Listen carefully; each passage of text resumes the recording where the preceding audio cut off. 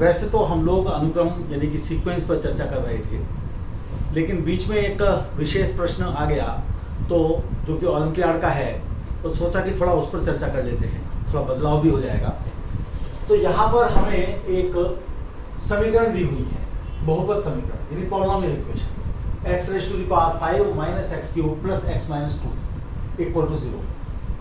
अब इसका कोई ना कोई वास्तविक मूल होगा, क्योंकि अगर हम देखें तो इसकी घात विषम है यानी और है, तो या तो सारे मूल इसके जो है वास्तविक हैं, या 3 मूल वास्तविक हैं और 2 काल्पनिक हैं, या 1 मूल वास्तविक है और 4 काल्पनिक हैं, क्योंकि काल्पनिक मूल हमेशा जोड़े में मिलते हैं।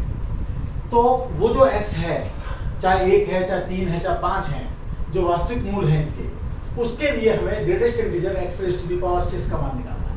ग्रेटेस्ट इंटीजर x के बारे में हम जानते हैं कि कोई क्वांटिटी अगर 3.7 है तो 3.7 खुद तो इंटीजर नहीं है, लेकिन इससे छोटे बहुत सारे इंटीजर हैं, उनमें सबसे बड़ा 3 होगा। और यदि कहीं पर -4.3 आ जाए तो -4.3 इंटीजर नहीं है, इससे छोटे बहुत सारे इंटीजर हैं, उनमें सबसे बड़ा माइनस है। तो इस प्रकार से ये ग्रेटेस्ट इंटीजर फंक्शन यानी अधिकतम पूर्णांक फलन परिभाषित होता है। तो ऐसा x जो कि इसका वास्तविक मूल है, चाहे 1 हो चाहे कई हो, उनके लिए हमें ग्रेटेस्ट इंटीजर x⁵ निकालना है। तो पहले हम थोड़ा सा देख लेते हैं कि कितने वास्तविक मूल हैं। इसके लिए मोटा मोटा हम इसका ग्राफ देख लेते हैं। तो f(x) ये है, f'(x) ये हो गया, 5 पहले आ गया, x⁴ 3 पहले आ गया, x⁵2 और x का डेरिवेटिव बंद हो गया -2/0। अब अगर हम देखें तो इसे हम क्वाड्रेटिक इन x² मान सकते हैं, और क्वाड्रेटिक इन x² में a 5 हो गया, b -3 हो गया और c 1 हो गया।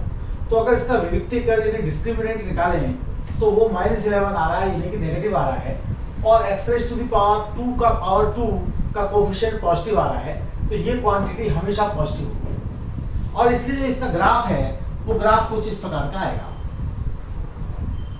तो इस प्रकार का आने से यहाँ इसका एक मूल होगा, तो एक ही वास्तविक मूल होगा केवल, क्योंकि ये इंट्रिंसिक है। अब वो देखते हैं कि x⁵ इस x के लिए किन 2 लगातार पूर्णांक संख्याओं के बीच में आता है, ताकि हम ग्रेटेस्ट इंटीजर x की बात कर सकें। तो हमें तरह तरह के तालमेल देखने पड़ेंगे। जैसे हम मान लेते हैं कि हम उसी वाले x की बात कर रहे हैं जो वास्तविक मूल है, तो वो संतुष्ट करेगा ही। तो हम यहाँ पर ये कह सकते हैं कि x³ + 2 = x⁵5 + x।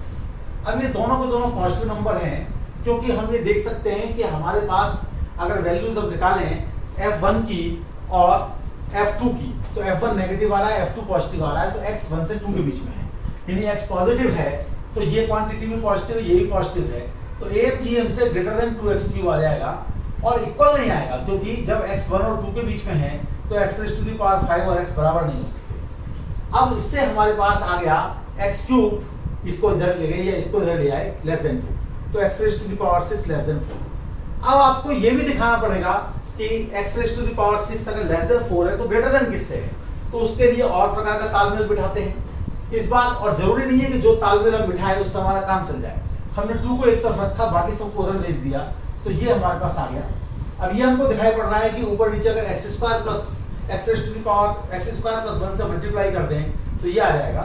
और ये आने से हमें थोड़ा सहूलियत ये हो गई कि x⁵6 जिसके बारे में हम बात करनी है +1, वो हमारा ये हो गया। अब x चूंकि एक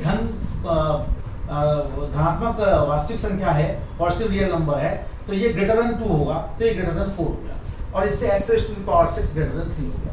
तो x⁵6 3 से बड़ा भी है और x⁵6 4 से छोटा भी है, तो इसके कारण से जो x⁵6 है उसका ग्रेटेस्ट इंटीजर वैल्यू 3 हो जाएगी।